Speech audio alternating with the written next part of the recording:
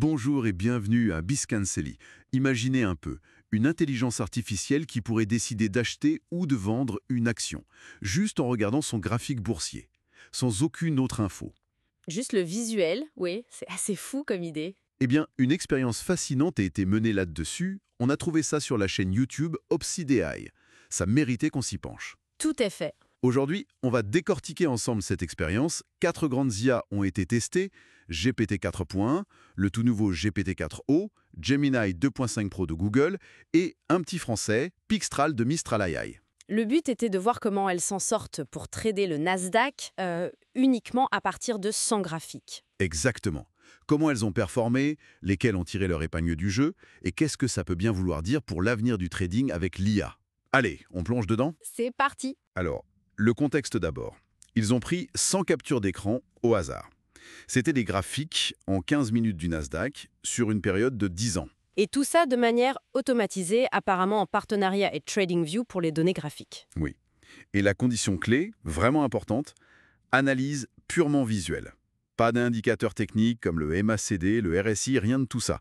Juste le graphique brut, l'action des prix. C'est ça qui est méthodologiquement intéressant. On isole vraiment la capacité d'interprétation visuelle. Et on met face à face, d'un côté les gros modèles américains généralistes d'OpenAI et Google, Et de l'autre, Pixtral, le modèle de Mistral, qui est lui spécialisé dans le traitement d'images. Un duel US-AVS France en quelque sorte. la tâche pour chaque IA, devant chaque image, décider, acheter, vendre ou ne rien faire. Et si elle décidait de prendre un trade, elle devait aussi fournir un niveau de stop-loss et de take-profit, avec même la possibilité d'ordre limite apparemment. Le tout avec exactement le même prompt, la même instruction pour toutes les IA. Ensuite, ils ont simulé les résultats en backtest. Capital de départ, 5 000 €. Risque par trade, 2%. Ce cadre est crucial. Le prompt unique assure une comparaison équitable. Et le backtest avec gestion du risque donne une idée de la performance réelle, pas juste du taux de réussite brut. C'est une approche assez rigoureuse pour ce genre de test exploratoire. Bon, alors, les résultats. On commence par qui? GPT-4o, le dernier d'OpenAI. Allons-y. Alors lui, il a été, assez timide. Oui, seulement 33 trades sur les 100 graphiques proposés. Il ne s'est pas beaucoup mouillé. C'est ça. Résultat final, plus 4,3% de rendement. C'est positif, mais attention au drawdown maximal, moins 11%. Ça a secoué un peu en cours de route. Et le taux de réussite? 42%, pour un ratio risque-récompense moyen de 1,5. C'est pas mauvais en soi, mais avec si peu de trades, ça ne décolle pas vraiment. Trop prudent. Ok. Et son grand frère, GPT 4.1, il a été plus actif. Un peu plus, oui. 49 trades pour lui. Le rendement est un peu meilleur, plus 6%. Et le drawdown max est plus contenu, moins 7,7%. Ah donc c'est Dieu. Oui, mais il faut regarder le détail. Taux de réussite 51%. Ratio gain-perte moyen 1. C'est quasiment du pile ou face, quoi. Ah oui, d'accord. Sur seulement 49 trades, ce plus 6%, ça pourrait très bien être juste de la chance, du bruit statistique. Difficile de conclure à une réelle compétence ici. Compris. Alors passons au concurrent de Google, Gemini 2.5 Pro. Lui, il a fait quoi? Ah, Gemini? Alors lui, c'est tout l'inverse de GPT-4o. Il a été hyper actif. C'est-à-dire? 96 trades sur 100. Il a vu des opportunités partout, apparemment. Et ça a payé? Pas du tout. C'est même la catastrophe. Rendement final, moins 22%. Aïe. Et le drawdown maximal, tenez-vous bien, moins 33%. Il a perdu un tiers du capital à un moment donné. Ouch. Et le taux de réussite? Très faible. Moins d'un trade sur 3 était gagnant. Même si son ratio gain-perte sur les trades gagnants était correct, 1,74, ça n'a absolument pas suffi à compenser les pertes fréquentes. Ça fait vraiment penser, vous savez, aux traders humains un peu débutants qui s'emballent, qui surtrade et qui finit par cramer son compte. C'est exactement ça. C'est fascinant de voir ces personnalités de trading émerger chez les IA. La prudence extrême, le quasi-hasard et l'hyperactivité qui mène à la ruine. L'agressivité de Gemini, ici, elle n'a clairement pas payé. Bon, on a vu les 3 modèles américains. Place au challenger français. Exact. Pixtral de Mistral. On sait qu'il est spécialisé dans l'analyse d'images. Alors, est-ce que ça a fait une différence? C'était la grande question de l'expérience, finalement. Est-ce que cette spécialisation allait être un atout décisif sur une tâche purement visuelle comme celle-ci. On pouvait légitimement l'espérer. Et alors, le verdict? Suspense. Eh bien, le verdict est spectaculaire, vraiment. Ah oui? Racontez.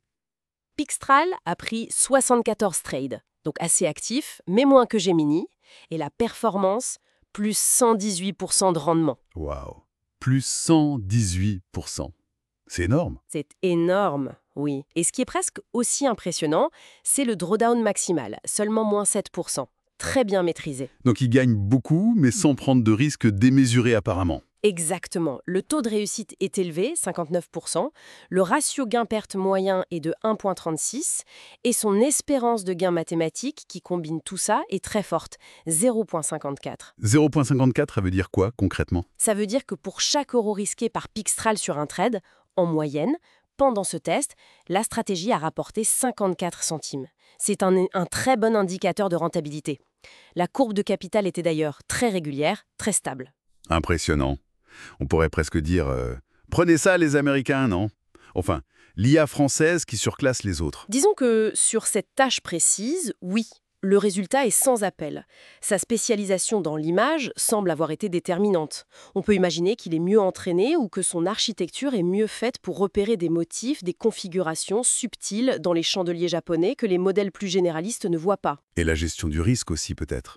C'est un point intéressant. L'étude mentionne qu'ils ont refait le test en doublant le risque pour Pixtral. Le rendement a explosé à plus 355%. Incroyable. Mais le drawdown est resté contenu à moins 14%.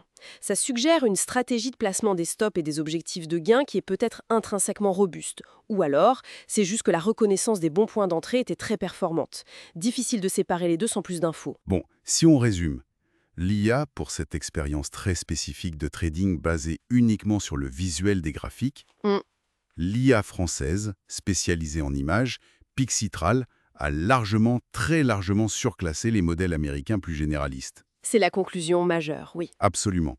Alors, bien sûr, attention, c'est une seule expérience sur 100 graphiques. Il faudrait refaire le test sur beaucoup plus de données, peut-être 1000 graphiques ou plus, pour vraiment confirmer si c'est solide ou si Pixitral a eu de la chance sur cet échantillon. C'est juste. Mais ça ouvre quand même des perspectives assez folles, non? Ah oui. Ça soulève une question passionnante. Est-ce qu'on est au début d'une ère où l'IA pourrait devenir un véritable assistant pour interpréter la dynamique des prix juste en regardant un graphique? Imaginez envoyer chaque matin votre graphique du jour à une IA. C'est vertigineux. Et ça nous amène à une dernière réflexion pour nos auditeurs. Cette expérience, elle s'est limitée au visuel pur. Oui, c'était la contrainte de départ.